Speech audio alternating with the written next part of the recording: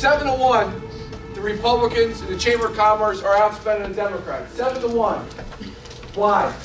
Because they're getting foreign money. They don't want to admit they're getting foreign money. Hundreds of thousands of dollars. For the first time in our country's history, we have foreign entities getting involved in our American democracy. Why are they doing that?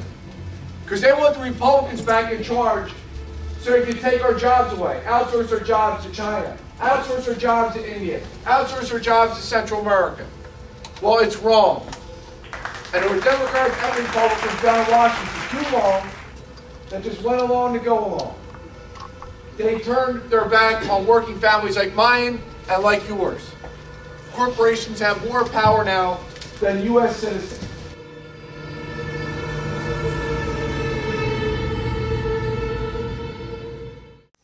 Why is it that the Chamber wants to beat Admiral Joe Sestak and Captain Patrick Murphy and Dan Honorado?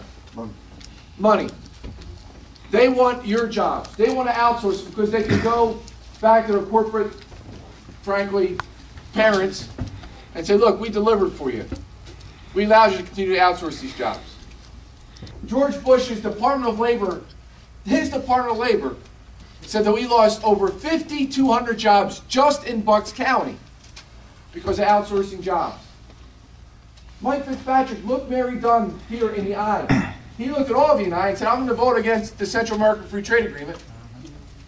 You guys were not sure about him because he wouldn't go publicly saying he was going to go.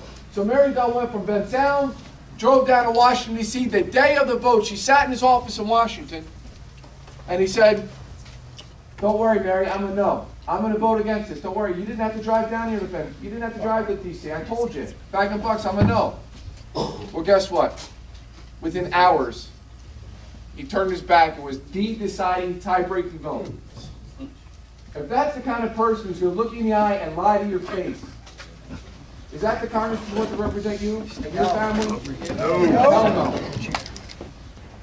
$3 trillion, by the way, that Iraq war cost. I served there. I lost 19 men there.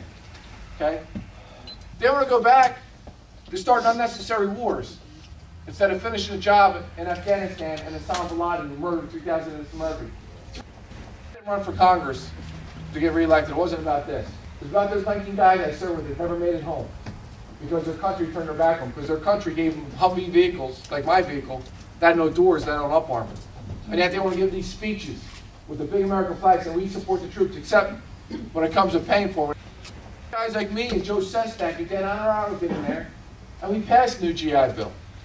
We passed things like the Bucks County Veterans Center, which is right down the road, to take care of these heroes when they come back, them and their families. But it's what you do by caring about your country more than yourself. God bless all of you. Thank you so much.